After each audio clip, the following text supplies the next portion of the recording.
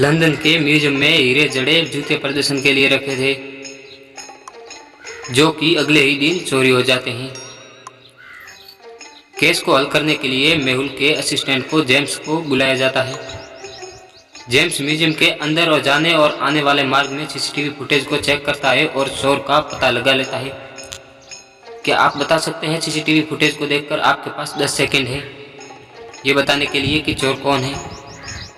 जल्दी से बताइए, हमें अपना आंसर कमेंट में दीजिए। और पहेली नंबर 2, जासूस मेहुल को एक फ़ोन कॉल आता है जो कि किसी ने ज्वेलरी शॉप में 10 लाख रुपए के गहने खरीदे हैं। उसने बदले में नकली नोट दिए और वहां से चली गई, यानी कि लड़की थी। मेहुल तुरंत ज्वेलरी शॉप में जाता है। मेहुल अंदर और बाहर कैमरे के फुटेज चेक करता है। फुटेज नंबर 1, लड़की ज्वेलरी खरीदती है। फुटेज नंबर 2, वह पैसे भी देती है। और फुटेज नंबर 3, और कार में बैठती है और चली भी जाती है। आप मेहुल को मदद कर सकते हैं इस पहेली को हल करने में। मेहुल आता है और समझ जाता है कि कौन से घर में वो गया है और उसकी लोकेशन भी ट्रेस कर देता है। जैसे ही वो लोकेशन पर पहुंचता है, वहां पर उसको एक कार नजर आती है और जूते 3 घरों के सामने रखे हुए। आपको जूते देखकर बताना है कि कौन से घर में वो चोर गई है। आपके पास 10 सेकंड है बताने के लिए कि चोर कहाँ है और किधर गया। पहेली नंबर 3, एक चोर एक बुटीक में चोरी करता है। वो वहां से बहुत सारा सामान चुराता है और भाग भी जाता है। चालाक था। क्या आप दोनों तस्वीरों को देखकर बता सकते हैं कि कितना सामान चोरी हुआ है या फिर गायब हुआ है। पहेली नंबर 4, एक राजकुमार महाराज भीमसेन के किले में जाता है। महाराज कहते हैं, मेरी बेटी बहुत ही बुद्धिमान है, मुझे उसके लिए एक बुद्धिमान लड़का चाहिए जो कि उससे शादी कर सके।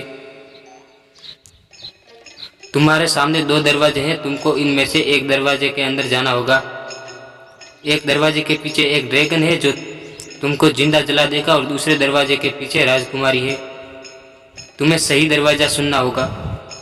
उनमें से एक दरवाजा सही था, दूसरा गलत था। उन दोनों दरवाजों पर कुछ लिखा था। पहला दरवाजा यहाँ राजकुमारी है और ड्रैगन दूसरे कमरे में है, और दूसरे दरवाजे के भी वही लिखा हुआ था। एक कमरे में ड्रैगन है और दूसरे कमरे में राजकुमारी। क्या आप सही दरवाजा सुनने में मदद कर सकते हैं मेहुल की? आपके पास 10 सेकंड है।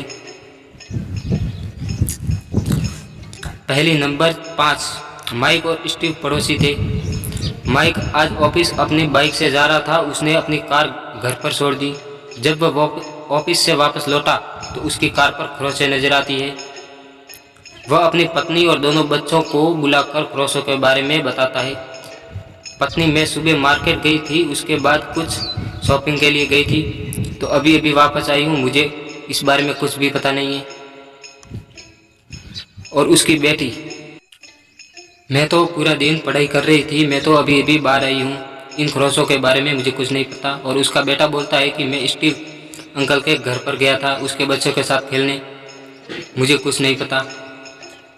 क्या आप बता सकते हैं कौन झूठ बोल रहा है और कौन सच? आपके पास 10 सेकंड है ये बताने के लिए। पहेली नंबर 6, पेरिस में 2 व्यक्तियों का अपहरण हो जाता है। 2 महीनों तक पुलिस उन्हें खोजने में नाकाम रहती, इसलिए जासूस मेहुल को बुलाया जाता है केस को जांचने के लिए।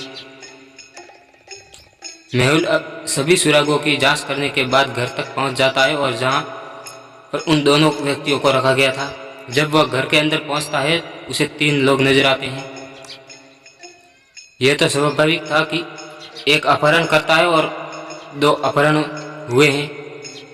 तीनों अपने आप को अपहरण करता हुआ बताते हैं। क्या आप इन तीनों को देखकर बता सकते हैं कौन है चोर, किसने अपहरण किया?